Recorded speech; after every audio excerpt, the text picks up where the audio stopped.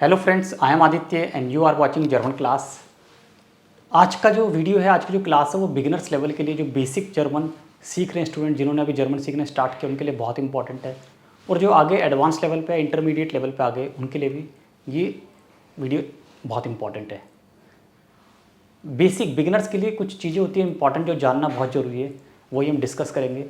और मैं basically 4 important चीज़ों को कवर करूँगा इस क्लास में आज।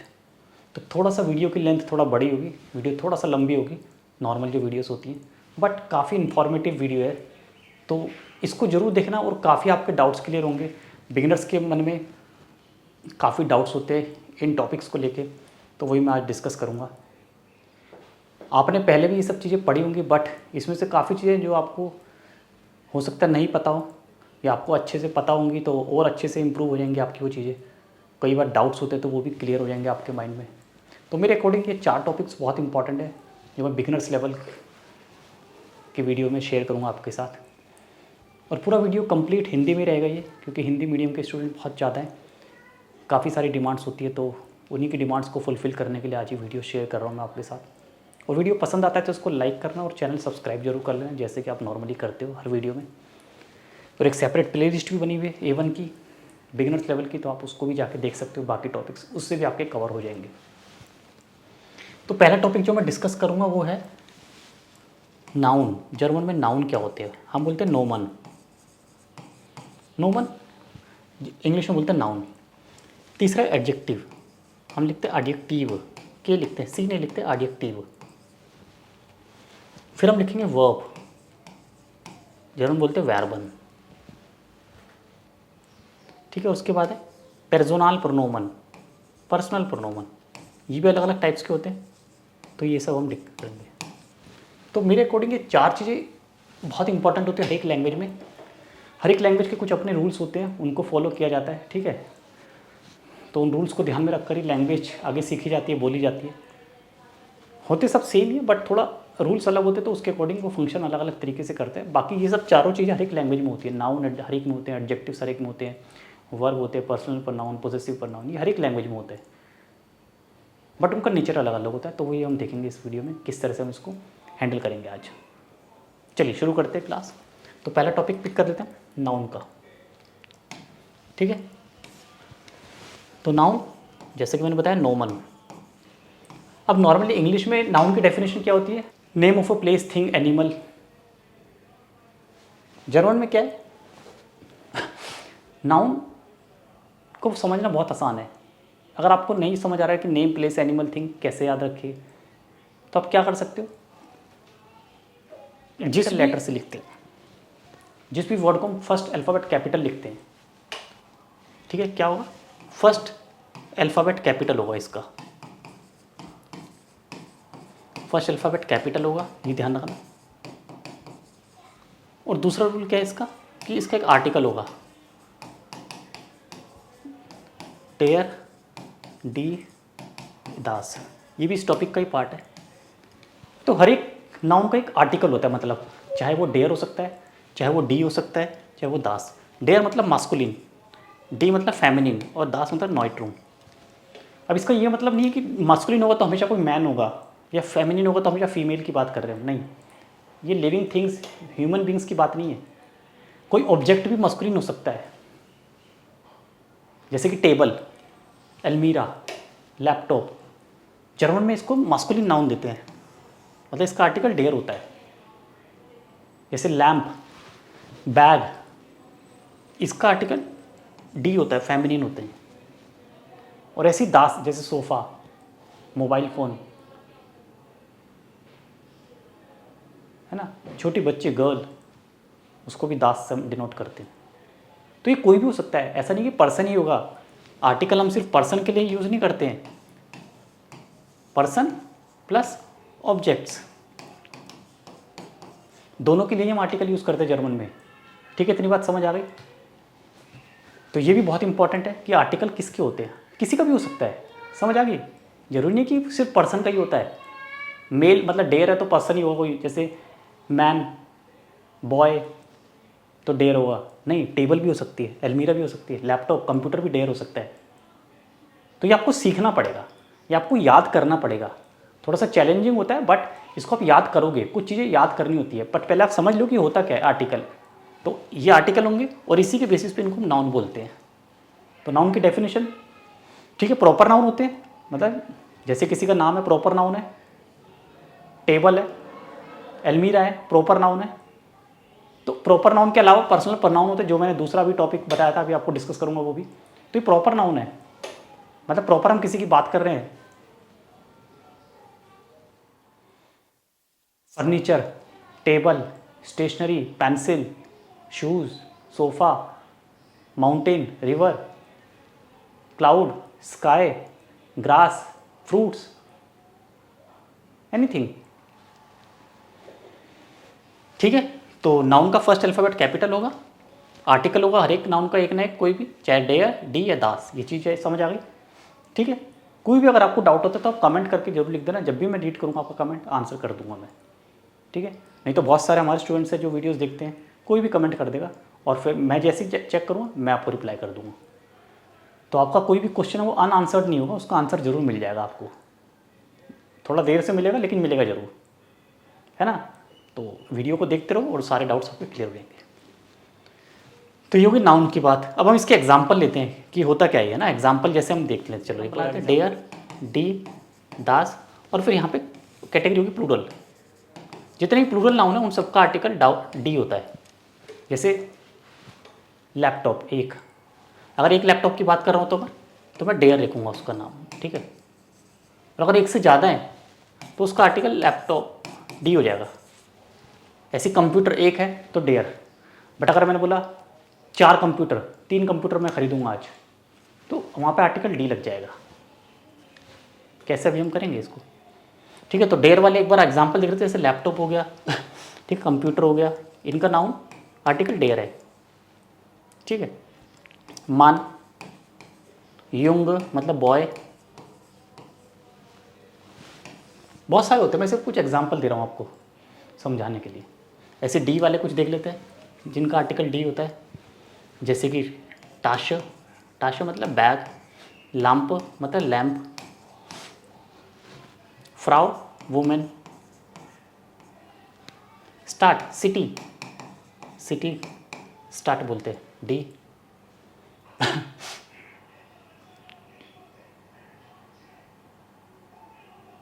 बान, जैसे मेट्रो बान, टी।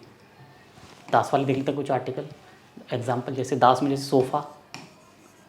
तो बहुत सारे नाउन ऐसे जो कि हम इंग्लिश में और जर्मन में सेम यूज़ करते हैं, जैसे sofa, laptop, computer, CD player, बाल, ये सब जर्मन में भी बोलते हैं, इंग्लिश में भी बोलते हैं, सेम स्पेलिंग होती है, बट थोड़ा सा प्रोनाउंसिएशन अलग होती है, जैसे बाल, बॉल नहीं बाल। जोफ़ा, एस को बजिंग साउंड आती है, जोफ़ा। ये मैंने अल्फ़ाबेट की एक वीडियो बनाई हुई है, A1 के प्लेलिस्ट में जाके देखना, किस अल्फ़ाबेट को कैसे हम प्रोनाउंस करते हैं, किस वर्ड को हम कैसे बोलते हैं, जोफ़ा। जैसे किंड, किंड मतलब बेबी, किंड। अब इंग्लिश में ये क्या वर्ड है, इंग्लिश में ये सेम स्पेलिंग होती है, इसका मतलब काइंड, बट जर्मन वर्ड है किंड, इसका मतलब बेबी, बच्चा, चाइल्ड। Madsen, girl. ब्लाट, ब्लाट का मतलब लीफ, पत्ती, ब्लाट मतलब पेज, पेज को भी ब्लाट बोलते हैं। एक वर्ड के बहुत सारे मीनिंग होते हैं। तो यहाँ पर ब्लाट मतलब पेज, वन पेज, या फिर लीव, पेड़ की पत्ती होती है, लीव, ब्लाट। तो देखो यहाँ पर्सन भी लिखे हैं मैंने, ऑब्जेक्ट भी लिखे हैं, मिक्स लिखे हैं, ताकि आपको कोई डाउट ना रहे, क्योंकि नाउन कोई भी हो सकता है। अब जैसे डेयर है तो जरूरी नहीं कोई व्यक्ति होगा, इंसान होगा, लैपटॉप भी हो सकता है, मैन भी है, बॉय भी है। जैसे डी में बैग भी है, सिटी, और वुमेन भी है ना। देख रहे हो आप यहाँ पे, मैं हाईलाइट कर रहा हूँ, ये वुमेन है, ये मैन है, ये गर्ल है। तो देखो इन सब में एक एक पर्सन भी है और बाकी चीज़ें ऑब्जेक्ट भी है, नॉन लिविंग थिंग्स। लिविंग और नॉन लिविंग थिंग दोनों ही नाउन हो सकती है। दूसरी चीज़ मैंने आपको कहा था कि फर्स्ट अल्फ़ाबेट कैपिटल होता है, देख रहे हो आप सब में मैंने फर्स्ट लेटर कैपिटल लिखा है, ये भी नाउन की पहचान है। First alphabet is written always capital, चाहे वो सेंटेंस के बीच में हो, चाहे सेंटेंस के स्टार्टिंग में हो, चाहे एंड में हो, चाहे कहीं भी हो, पोजीशन उस वर्ड की कहीं कहीं भी, इस वर्ड की पोजीशन, इसका फर्स्ट लेटर कैपिटल ही आएगा, ठीक है। ये नाउन होते हैं। इनका बहुत इंपॉर्टेंट रोल होता है, बहुत ज़्यादा इंपॉर्टेंट रोल है लैंग्वेज समझने में इन आर्टिकल्स का। अभी आप सोच रहे हो कि आर्टिकल क्या है, याद करना ज़रूरी तो होता नहीं है, लेकिन नहीं, जर्मन जो ग्रामर है 99% ग्रामर जो है आर्टिकल पे डिपेंड है। एक एक रूल के अंदर आर्टिकल को समझना, आर्टिकल को पढ़ना, उसको याद रखना ज़रूरी है, नहीं तो आगे जाके बहुत प्रॉब्लम आती है। तभी मैंने बोला कि जो स्टार्टिंग के जो लेवल होते हैं ना A1 A2 बहुत इंपॉर्टेंट होते हैं, इसमें ज़्यादा से ज़्यादा टाइम आपको स्पेंड करना चाहिए ताकि आगे के आपके लेवल ईजी हो जाएंगे।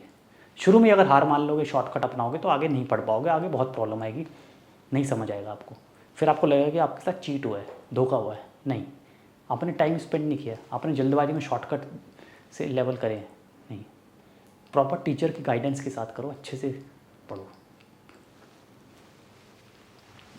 चलिए ठीक है, ये हो गया नाउन का कॉन्सेप्ट क्लियर हो गया। अब हम बढ़ते हैं अगले कॉन्सेप्ट पे अपना, जो है वर्बन। वर्बन मतलब वर्ब्स। वर्ब्स क्या होता है? एक्शन वर्ड, कोई भी वर्ड जो हमें एक्शन बताता है, जैसे खाना, पीना, खेलना, लिखना, पढ़ना, देखना, हंसना, बोलना, ये सब क्या है? एक्शन वर्ड हैं जिनसे हम एक्शन एक्सप्रेस करते हैं। कोई एक्शन हो रहा है, दौड़ना एक्शन हो रहा है, लिखना एक्शन हो रहा है, बोलना मैं बोल रहा हूँ एक्शन हो रहा है। तो एक्शन वर्ड जितने भी होते हैं वो सब वर्ब होते हैं। सेम जर्मन में भी यही होती है डेफिनेशन, एक्शन वर्ड। तो वर्ब की डेफिनेशन अगर हम लिखेंगे तो क्या होगा? एक्शन वर्ड, एक्शन वर्ड होते हैं। ठीक है, अब मैं एग्जांपल दूंगा आपको, हिंदी में समझाऊंगा क्योंकि हिंदी की क्लास है ये, और फिर जर्मन में कैसे करते हैं। जैसे एक्शन वर्ड, जैसे जर्मन में कैसे वर्ड होते हैं? जैसे स्पीलन, लर्नन, गेन, कॉमन, बिल्कुल बेसिक वर्ड मैं बता रहा हूँ, बिगिनर्स लेवल। जिंगन, ठीक है। अब इनका मतलब क्या है? स्पीलन मतलब खेलना, प्ले। लर्न मतलब लर्न करना। गेन मतलब गो। तो काफ़ी सिमिलर, आप देख के धीरे धीरे जल्दी जल्दी याद भी कर सकते हो। लर्न जैसे लर्न करना, स्पीलन मतलब थोड़ा अलग है, खेलना, प्ले। कॉमन मतलब कम, आना। जिंगर मतलब सिंग, देखो बिल्कुल इंग्लिश की तरह, जिंग, सिंग। यहाँ पे इतना देखोगे तो इंग्लिश है, फिर आगे जर्मन बन जाएगा, सिंग, गाना। तो ये क्या, ये वर्ब्स होते हैं। अब इसमें एक्शन क्या है? जैसे कि मैंने बोला मैं खेल रहा हूँ, मैं खेल रहा हूँ, खेल रहा हूँ, एक्शन कर रहा हूँ, एक्शन वर्ड होता है, इसको बोलते हैं एक्शन वर्ड। कोई क्रिया हो रही है, क्रिया, एक्शन हो रहा है, काम हो रहा है कोई, खेलना, पढ़ना, लिखना, क्रिया है ये, तो वर्ब की कैटेगरी में आता है। एक सेंटेंस बनाने के लिए हमें वर्ब चाहिए और एक सब्जेक्ट चाहिए। जब तक वर्ब नहीं होगा हम सेंटेंस नहीं बना पाएंगे। बिना वर्ब के, बिना क्रिया के, बिना एक्शन वर्ड के कोई सेंटेंस बन ही नहीं सकता। तो ये वर्ब्स हैं, इनके बिना सेंटेंस बन ही नहीं सकता। ना ही क्वेश्चन बन सकता, ना ही आंसर बन सकता, ना ही स्टेटमेंट बन सकती, कुछ भी नहीं बन सकता। तो जैसे पहला एक्शन वर्ड है स्पीलन, खेलना। हिंदी में क्या बोलते हैं? खेलना। जब हम एक सेंटेंस बनाते हैं तो हम क्या लिखते हैं? मैं खेल रहा हूँ। मैं खेलना तो नहीं होता, मैं खेल रहा हूँ, ऐसी ठीक है। जाना, क्या बोलते हो? मैं जा रहा हूँ।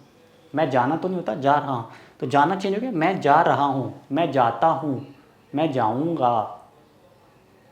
तो थोड़ा सा चेंज हो गया ना, इसका लिखने का तरीका भी चेंज हो गया। ऐसी कम मतलब आना, आना। तो सेंटेंस कैसे बनेगा? वह आ रहा है। आना तो नहीं लिखते, आ रहा है, आता है, वह आएगा, वह आएगी। तो जब हम लिखेंगे तो इसको थोड़ा चेंज करके लिखेंगे ना, समझ गए? ये मैं आपको समझाऊंगा ये क्या होता है जर्मन में। इसको बोलते हैं वर्ब कॉन्जुगेशन, इसको बोलते हैं कॉन्जुगेशन।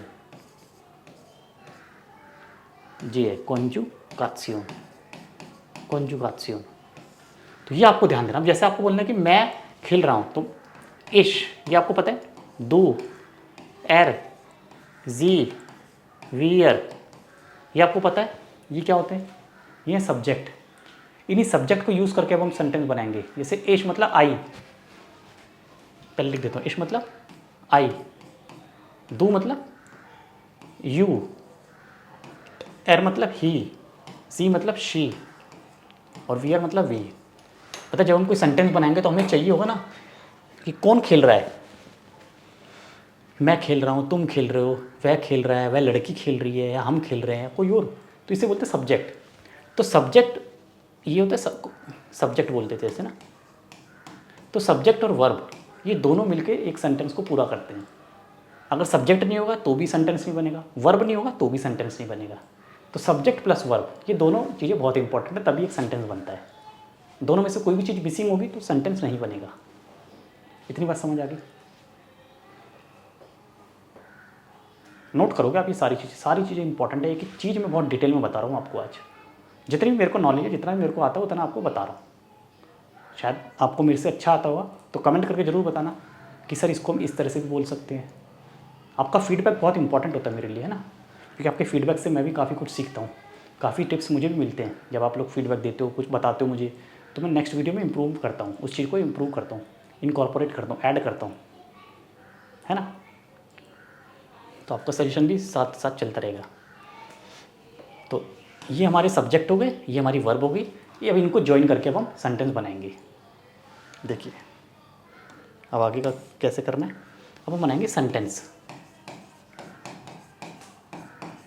सेंटेंस क्या बोलते हैं जर्मन में? जेट्स, जाट्स, सिंगुलर जाट्स, जाट्स सेंटेंस, जाट्स बिल्डन सेंटेंस फॉर्मेशन।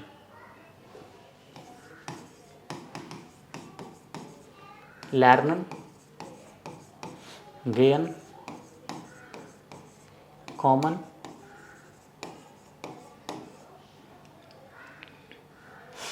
जूखन। थोड़े से एग्जाम्पल ले रहे समझने के लिए, ठीक है। सीखना, गेन मतलब जाना, कॉमन मतलब आना, और जूखन मतलब सर्च करना, ठीक है। अब यहाँ पे सब्जेक्ट लिख लेते हैं। अलग अलग सब्जेक्ट से मैं अलग अलग बनाऊंगा। जैसे इश मतलब आई, इसको मैं दू के साथ बना दूंगा, इसको मैं एर के साथ बना दूंगा, इसको जी के साथ बना दूंगा, इसको बड़े जी के साथ बना दूंगा, या फिर किसी को मैं वी आर के साथ ही बना दूंगा। ये हमारे सब्जेक्ट्स। और क्या बोलते हैं इनको? सब्जेक्ट। और क्या बोलते हैं? नोमिनाटिव। अभी आप केस भी समझोगे, नोमिनाटिव भी बोलते हैं। नोमिनाटिव 3 केस होते हैं, केस 3 से ज़्यादा भी होते हैं। नोमिनाटिव, अक्यूजाटिव, डाटिव, गेनेटिव। बट ठीक है, नोमिनाटिव पर्सनल प्रोनाउन। अभी नेक्स्ट टॉपिक पे भी हम आ गए साथ साथ। पर्सनल प्रोनाउन था ना, तो नेक्स्ट टॉपिक है पर्सनल प्रोनाउन भी बोलते हैं इसको, नोमिनाटिव भी बोलते हैं। नोमिनाटिव है मतलब सब्जेक्ट। एक्शन कौन कर रहा है? मैं खेल रहा हूँ। तो यहाँ पे कौन खेल रहा है? मैं। तो मैं क्या हूँ? नोमिनाटिव, सब्जेक्ट हूँ मैं। वह आ रहा है, तो वह कौन है? ही इज़ कमिंग ना, ही। तो ही क्या है? वह। सब्जेक्ट ये ही है। मैं आई, तो ये सब्जेक्ट होता है। हमें बोलना तो पड़ेगा ना, राम आ रहा है, रोहन जा रहा है, राम और रोहन पढ़ रहे हैं। तो सब्जेक्ट हो गया ना, कहीं पे सिंगुलर है, कहीं पे प्लूरल है, एक वचन, बहुवचन, तो उसके हिसाब से हम सब्जेक्ट बनाएंगे सेंटेंस। जैसे मैंने बोला स्पीलन, क्या मतलब होता है? खेलना। जब हम एक सेंटेंस बनाते हैं, वाक्य, तो क्या बोलते हैं? मैं खेल रहा हूँ। खेलना तो नहीं लिखते हम, मैं खेल रहा हूँ। खेलना को क्या हो गया? खेल रहा, है ना, खेलना, खेलना। बट सेंटेंस क्या बनेगा? मैं खेल रहा हूँ, या मैं खेल रही हूँ, ठीक है, लड़की है तो रही हूँ। तो मैं खेल रहा हूँ, तो क्या बनेगा सेंटेंस का? इश स्पीले। तो यहाँ पे स्पीलन वर्ब है, हमने क्या लिखा? स्पीले, ई। मैं खेल रहा हूँ या मैं खेलता हूँ, इसका मतलब है मैं खेलता हूँ या मैं खेल रहा हूँ।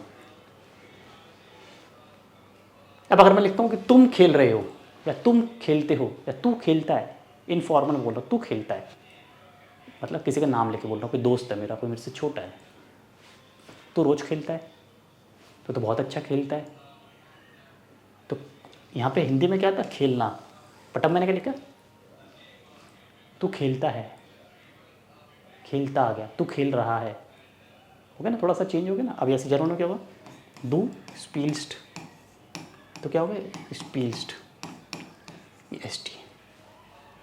तो अगर मैं हूँ तो ई आएगा, मैं खेल रहा हूँ, मैं खेलता हूँ। तू खेलता है तो एस टी हो जाएगा। मैं किसी का नाम ले लेता हूँ, लड़की का, कोई लड़की बोल रही कि रिया, रिया खेल रही है, तो यहाँ पे रिया लिख दूँगा, रिया स्पील्ट। अब वर्ब क्या होगी? स्पील्ट, रिया स्पील्ट, ये टी हो गया। तो ये बदल रहा है, ठीक है, हर एक जगह बदल रहा है। यहाँ पे ई आ गया, यहाँ एस टी आ गया, यहाँ टी आ गया। यही चीज़ सीखनी है, इसी को बोलते हैं वर्ब कॉन्जुगेशन। वर्ब कॉन्जुगेशन यही सेंटेंस बनाने में यूज़फुल होती है। अब मैंने लिखा हम खेल रहे हैं, हम खेलते हैं, हम रोज़ खेलते हैं, है ना। तो वीयर स्पीलन टेगलिश। अब ये नया वर्ड है, टेगलिश मतलब डेली, हम डेली खेलते हैं। यहाँ पे स्पीलन हो गया मतलब फुल फॉर्म, जो इन्फिनिटिव, इसको बोलते हैं इन्फिनिटिव, वर्ब इन्फिनिटिव। तो इन्फिनिटिव वर्ब हमने एज इट इज़ यूज़ कर दी क्योंकि ये प्लूरल है, इसको बोलते हैं वर्ब इन इन्फिनिटिव, मतलब जो वर्ब है एज इट इज़ उसको यूज़ कर देना क्योंकि यहाँ पे प्लूरल आ गया।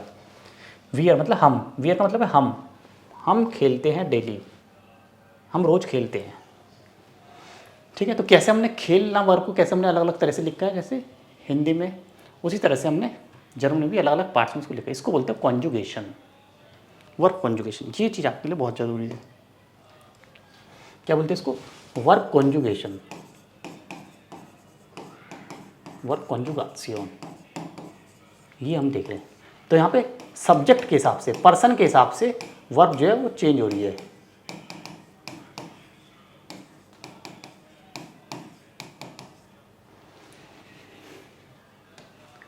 तो अगर इश है तो यहाँ पे हम ई पे एंड करेंगे, दू है तो यहाँ पे हम एस टी पे एंड करेंगे, एर जी एस है तो टी पे एंड करेंगे, और वी एर जी है तो ई एन पे एंड करेंगे, और अगर ईयर भी होता है ईयर तो हम इसको टी पे एंड करेंगे। ये हमारी वर्ब कॉन्जुगेशन। तो 90% वर्ब के साथ इस तरह से हम अप्लाई करते हैं। 90% वर्ब में ये फॉर्मूला अप्लाई होता है। इस तरह से आप सब्जेक्ट और वर्ब को जोड़ के एक वाक्य बना लोगे। तो सब्जेक्ट के अकॉर्डिंग ये क्या हमारे सब्जेक्ट्स हैं, है ना, ये हमारे सब्जेक्ट्स हैं। और दूसरा मैंने क्या बोला, नॉमिनाटिव बोलते हैं इसको, नॉमिनाटिव पर्सनल प्रोनोमन, नॉमिनाटिव प्रोनोमन, प्रोनाउन। और ये हमारी किसके लिए यूज़ है? ये हमारे वर्ब के लिए यूज़ हो रहा है, इसे हम वर्ब्स के लिए यूज़ करते हैं। जैसे लर्नर है तो मैं क्या लिखूँ, वियर के साथ लर्नर हो जाएगी, एरजी है तो लैंड हो जाएगी, ठीक है, ईयर है तो लैंड हो जाएगी, ईयर लैंड। तो ये आपको याद करनी है। इसकी एंडिंग वर्ब कॉन्जुगेशन बोल देते हैं या एंडिंग बोल देते हैं। सब्जेक्ट और वर्ब का एग्रीमेंट है ये, सब्जेक्ट वर्ब एग्रीमेंट, सब्जेक्ट और ये वर्ब का एग्रीमेंट, ठीक है, ये चीज़ आपको सीखनी है। तो आप सब्जेक्ट और वर्ब सीख जाओगे तो सेंटेंस बनाना सीख जाओगे। हम टेबल बनाएंगे, पहले लिखेंगे नॉमिनाटिव, फिर हम लिखेंगे यहाँ पे आकुजाटिव, फिर हम लिखेंगे यहाँ पे डाटिव। 3 तरह के प्राइमरीली प्रोनोमन होते हैं, जैसे इश, यहाँ पे हो गया मिश, और ये हो गया मियर। ऐसे दू, ये हो गया डिश, और ये हो गया डियर। ऐसी एर, ये हो गया ईन, और यहाँ पे हो गया ईम। जी मतलब शी, लड़की, ये रहेगा जी सेम, और यहाँ पे रहेगा ईयर। और ये फिर हम करते हैं वियर, यहाँ पे हो गए उन्स, और ये सेम रहेगा उन्स। ऐसे ईयर, ये हो गया ऑयश, ये भी सेम रहेगा ऑयश। ये देखो, ये हमारे प्रोनोमन, नॉमिनाटिव, आकुजाटिव और डाटिव, ये मैंने 3 टेबल बनाई है। इसकी हेल्प से अब हम आगे सेंटेंस सीखेंगे। अब यहाँ पे इंपॉर्टेंट क्या है, ये जो लास्ट के जो 2 हैं, ये देख लो, ये सब सेम है दोनों में, आकुजाटिव में भी सेम है, डाटिव में भी सेम है, ठीक है, क्योंकि ये क्या है, प्लूरल है। ये वियर, ये प्लूरल होता है। इश का प्लूरल वियर है, दू का प्लूरल ईयर है, ठीक है, दू का प्लूरल क्या है, ईयर, और इश का प्लूरल क्या है, वियर। ये प्लूरल प्रोनाउन होते हैं। अब इनको हम सेंटेंस में कैसे यूज़ करेंगे, जैसे ये मैं, ये क्या होगा, मुझे, ये तू, तुझे, वह, उसे, वह लड़की, उसे, लड़की को, हम, हमें, ऐसे। इससे हम सेंटेंस बनाएंगे, इसको आप एक बार नोट करोगे। तो जो आकुजाटिव है वो हमें कब यूज़ करना है, और जो डाटिव है वो हमें कब यूज़ करना है, ये हम सीखेंगे अब। इसके लिए भी कुछ रिक्वायरमेंट होती है कि कब हमें आकुजाटिव यूज़ करना है, कब डाटिव। बट ये जो नॉमिनेटिव है ये तो सब में ही यूज़ होगा, इसके बिना तो सेंटेंस बन ही नहीं सकता, ये तो रहेगा ही रहेगा, ये हमेशा रहेगा, इसके बिना सेंटेंस बनेगा ही नहीं, ये तो मोस्ट इंपॉर्टेंट है। इन दोनों में से एक चीज़ होएगी, ठीक है, इन दोनों में से एक चीज़ चॉइस करेंगे हम, ये दोनों नहीं हो सकते, एक ही चॉइस करें, या तो ये होगा या फिर ये होगा, आकुजाटिव होगा, डाटिव होगा। ये एक चीज़ लगेगी। ऐसा नहीं होगा कि एक ही सेंटेंस में मिश और मियर दोनों आ जाएगा, नहीं आएगा। ठीक है, ऐसा नहीं होगा। एक ही चीज़ इसमें चूज़ करेंगे हम, क्योंकि या तो तुम मुझे बोलोगे या ये वाला, दोनों मतलब मुझे ही है। अभी हम देखेंगे सेंटेंस में तो कहीं पे ये यूज़ होगा, कहीं पे ये होगा। कहाँ पे होगा वो हम सीखेंगे वर्ब की हेल्प से। वहाँ पे फिर दोबारा वर्ब काम आएगी, केस काम आएगा, उसको बोलते हैं केस स्टडी। देखो अभी जो हम आकुजाटिव यूज़ करते हैं इसके लिए क्या क्या क्राइटेरिया होते हैं, तो वर्ब, या तो वर्ब हो, वर्ब से डिसाइड करेंगे, या हम प्रेपोजिशन से डिसाइड करते हैं। ठीक है, आकुजाटिव लगेगा कि डाटिव लगेगा, ये वर्ब से डिसाइड होगा या प्रेपोजिशन से डिसाइड होगा, है ना। कुछ प्रेपोजिशंस होती है जो आकुजाटिव होती है, कुछ प्रेपोजिशंस होती है जो डाटिव होती है, तो हम उनसे डिसाइड करेंगे। अब डाटिव प्रेपोजिशन क्या होती है थोड़ी सी वो देख लेते हैं। इसको आप याद कर सकते हो अपने तरीके से, फोन, हाउस, नाक, सू, जाइट, गेगन यूबर, थोड़ी सी होती है, 7-8 होती है, ज़्यादा नहीं होती।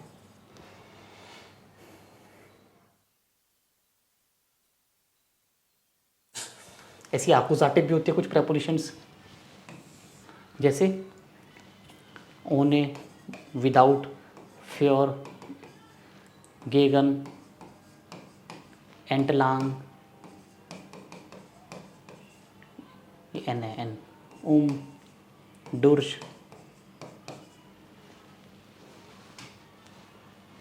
एक तो और होंगी जो मिस हो रही है, बाकी ही मोटा मोटा मैंने लिख दिया। तो ये क्या है, ये प्रेपोजिशंस होती हैं। ये डाटिव है, ये प्रेपोजिशंस है आकुजाटिव। नोमिनेटिव कोई प्रेपोजिशन नहीं होती, या तो आकुजाटिव होती है, डाटिव होती है, या आगे गेनेटिव होती है। तो अभी हम आकुजाटिव डाटिव देख रहे हैं, समझ आ गए। पहली टेबल ये नोमिनेटिव की है, इसके बाद हम आकुजाटिव डाटिव में से एक चीज़ चूज़ करेंगे। नोमिनेटिव हमेशा रहेगा क्योंकि सेंटेंस उसी से बनेगा। तो सेंटेंस बनाने के लिए नोमिनेटिव चाहिए और एक वर्ब चाहिए।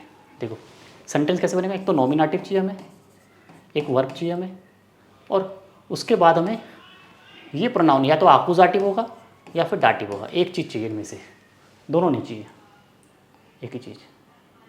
यहाँ पे ये वाले जो दो, इनमें से एक। कुछ सेंटेंस होते हैं जहाँ पे दोनों लगते हैं, लेकिन दोनों लगते हैं वो अलग अलग कंडीशन होती है। ये चीज़ नहीं कि मिश और मियर दोनों एक साथ लगेंगे, ऐसा नहीं, मेरा मतलब ये है कहने का।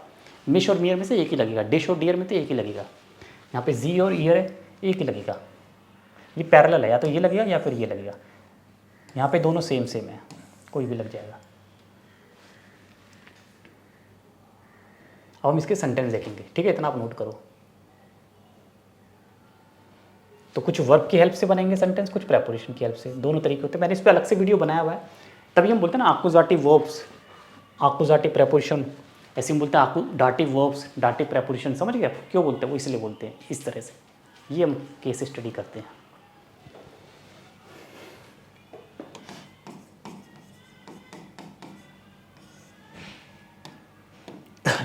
जैसे मैंने वर्ब ली, जैसे जेन, जेन मतलब होता है टू सी, देखना। अब मैंने सेंटेंस बनाया कि मैं राम को देख रहा हूँ, मैं राम को देख रहा हूँ या देखता हूँ, मैं राम को देखता हूँ।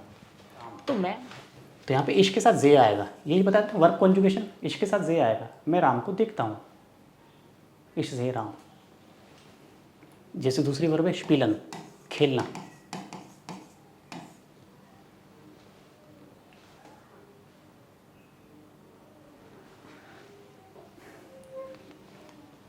वह खेल रहा है, एर स्पील्ट, एर स्पील्ट मतलब वह खेलता है, वह खेल रहा है। पता था एर के साथ टी पे एंड हो जाएगा, तो एंडिंग यहाँ पे काम आ रही है। जैसे दूसरी लिखते हैं हम एक और, जूखन सर्च, हम सर्च कर रहे हैं, जूखन मतलब सर्च करना। तो वियर के साथ ऐसी फुल फॉर्म आ जाएगी, वियर जूखन, हम सर्च कर रहे हैं। क्या सर्च कर रहे हैं वो हम आगे लिख देंगे, टेबल, चेयर, मोबाइल, लैपटॉप। तो वियर जूखन।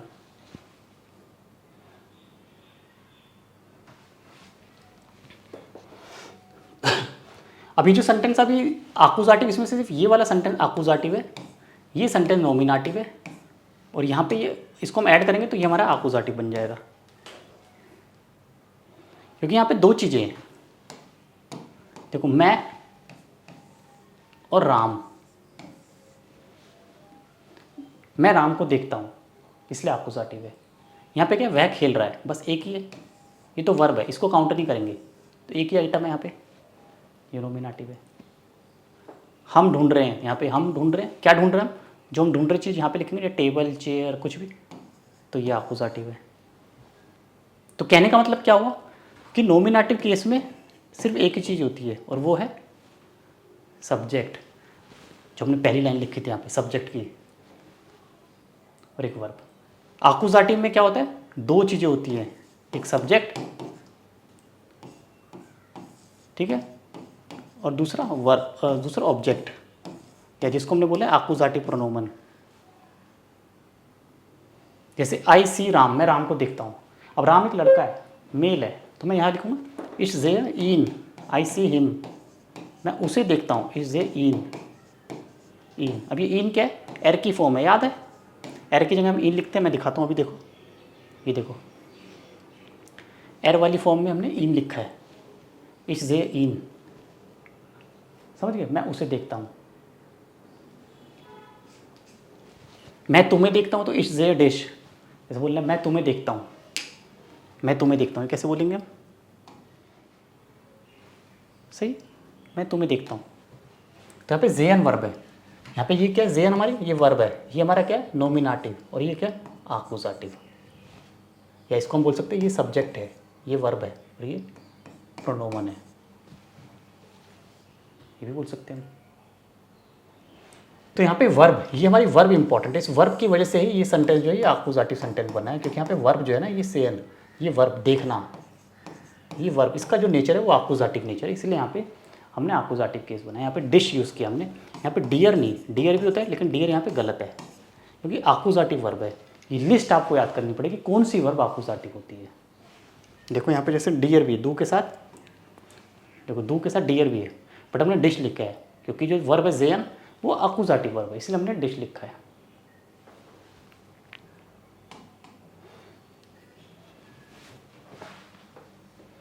अब जैसे एक्कुसाटिव वर्ब क्या होती है, अब ये वर्ब आपको याद करनी पड़ेंगी। एक्कुसाटिव एक लिस्ट होती है, ये लिस्ट आपको मिल जाएगी, गूगल पे मिल जाएगी, नेट पे मिल जाएगी, बहुत सारी वर्ब होती हैं, ऐसी डाटिव वर्ब्स होती हैं, तो उनके साथ डियर आएगा। जैसे किसी को थैंक बोलना, किसी की हेल्प करना, किसी को कॉन्ग्रेचुलेट बोलना, ये डाटिव वर्ब की कैटेगरी है, इसमें कुछ नहीं, बस ये वर्ब डाटिव है, इसका नेचर है, ये ग्रामर का रूल है, ये आपको पढ़ना है। यहाँ पे इनडायरेक्ट ऑब्जेक्ट आता है, इसको हम बोलते हैं इनडायरेक्ट ऑब्जेक्ट। मैं तुम्हें हेल्प करता हूँ, क्या बनेगा, देखो मैं तुम्हें हेल्प, इस हेल्प फॉर डियर। अब यहाँ पे डियर आएगा, डिश नहीं आएगा, यहाँ पे डियर आएगा, डिश आएगा तो गलत, क्यों, क्योंकि वर्ब यहाँ पे हेल्प है। मैं उसकी हेल्प करता हूँ, इस हेल्प फॉर एम, एम, ये यहाँ पे डाटिव हो गया क्योंकि हेल्पन वर्ब है। वी आर ग्रेटुलियरन, हमने कॉन्ग्रेचुलेट कहा, वी आर ग्रेटुलियरन ईयर, मतलब लड़की को, तो ये किसकी फॉर्म है, ये जी की फॉर्म है, छोटा जी, ये एर की फॉर्म है, और ये दो की फॉर्म है। याद आ गया, देखो अभी दिखाता हूँ, देखो ये दो की फॉर्म है, ठीक है, ये एर की फॉर्म है, ये जी की फॉर्म है, तो ये हमने यहाँ पे यूज़ किया है डाटिव, क्योंकि ये डाटिव केस है, बताया था डाटिव वर्ब, तो अभी हम डाटिव वर्ब वाला कॉन्सेप्ट कर रहे हैं। तो ये सब चीज़ें होती है जो कंफ्यूज करती है, बट एक वीडियो मैंने बता तो दिया है, आप धीरे धीरे इस वीडियो को बार बार देखना तो आपको समझ आएगा, ये मैं जो बता रहा हूँ आपको चीज़ें, शायद एक बार में देखने से आपको समझ नहीं आएगी, तो आप बार बार 2-3 बार देखना, तो आपको लिस्ट याद करनी पड़ेगी। तो ये वर्ब्स हैं सारे, ये डाटिव वर्ब्स हैं, ये डाटिव वर्ब्स हैं, ठीक है, इसलिए हम ये इसको यहाँ पे डाटिव वर्ब्स के हिसाब से हम बना पा रहे हैं। सिर्फ यहाँ पे चेंज आ रहा है, देख रहे हो, इनमें चेंज आ रहा है। ये सब्जेक्ट हो गए सारे, जिसे हम बोलते हैं नॉमिनेटिव, ये हमारी वर्ब होगी सारी बीच में, और ये हमारे प्रोनोमन हो गए डाटिव। ये 3 चीज़ें इंपॉर्टेंट होती है, मैंने कहा था ना, सब्जेक्ट,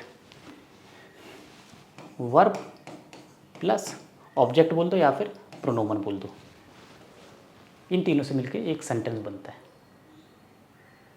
तो ये हमने काफ़ी डिटेल में पढ़ा है, इसको अब दोबारा से देखना, ठीक है, और पूरा वीडियोस भी है मेरी, जैसे अब आगे आप इसको डिटेल में देखोगे तो क्या देखोगे, एक्कुसाटिव सेंटेंस, डाटिव सेंटेंस कैसे बनाते हैं, आकुजाटिव प्रेपोजिशन, डाटिव प्रेपोजिशन। तो ये बहुत सारी वीडियो डिटेल में बनी है। अभी इसके आगे के आप सारी डिटेल वीडियो देखते रहोगे। ये बेसिक वीडियो होगी। इसके आगे और डिटेल में आपको देखना आकुजाटिव क्या होता है और डाटिव क्या होता है, आकुजाटिव वर्ब्स किसे बोलते हैं, आकुजाटिव केस क्या होता है, डाटिव केस क्या होता है, वो आगे डिटेल वीडियो देखोगे तो आपको समझ आ जाएगा। ये हमने बेसिक देख लिया, हमने फंडामेंटल कि सेंटेंस कैसे स्टार्ट होते हैं, क्या क्या चीज़ें होती है, नाउन क्या होते हैं। ठीक है, एडजेक्टिव की मैंने बात नहीं करी, वो एडजेक्टिव मैं आपको किसी और दिन वीडियो में बता दूंगा। मतलब विशेषण, जब हम किसी की विशेषता बताते हैं तो हम उसे एडजेक्टिव कहते हैं। एक बार देख लेते हैं थोड़ा सा, चलो वो भी ब्रीफ कर देता हूँ। एडजेक्टिव्स क्या होते हैं? एडजेक्टिव क्या होता है? जब हम किसी की विशेषता बताते हैं, किसी चीज़ की हम क्वालिटी बता रहे हैं, जैसे कि बहुत सुंदर है, बहुत बड़ा है, बहुत महंगा है ना। जैसे सुंदर है तो क्या बोलेंगे? श्योन। ये वर्ब आपको याद करने पड़ेंगे। नाइस है, कोई व्यक्ति बहुत नाइस है, नेट है। बड़ा है, किसी का घर बहुत बड़ा है, ग्रोस। कोई बहुत तेज चल रहा है, स्नेल।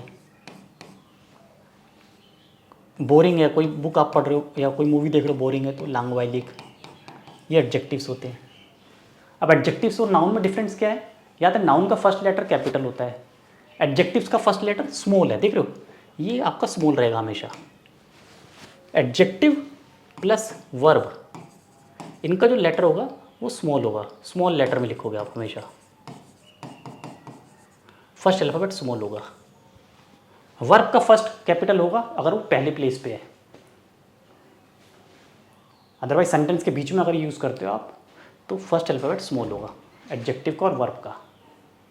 टीना इस्ट श्योन। टीचर नाइस है तो टीचर को बोलते हैं लेरर, लेरर इस्ट नेट। मेरा घर बड़ा है तो माइन हाउस इस्ट ग्रोस। ये हमारा एडजेक्टिव। एडजेक्टिव की पोजीशन लास्ट में ही होती है, हम लास्ट में ही लिख रहे हैं ना। तो यहाँ भी 3 वर्ड काम आ रहे हैं, सब्जेक्ट, वर्ब और तीसरा यहाँ पे एडजेक्टिव हो गया। नाउन नहीं, यहाँ पे एडजेक्टिव लिख रहे हैं अभी हम, क्योंकि समझ रहे हैं। नाउन भी लिखते हैं बट अभी हम एडजेक्टिव से समझ रहे हैं। मेरा घर बड़ा है तो मेरा घर कैसा है? बड़ा, ग्रोस, तो एडजेक्टिव है।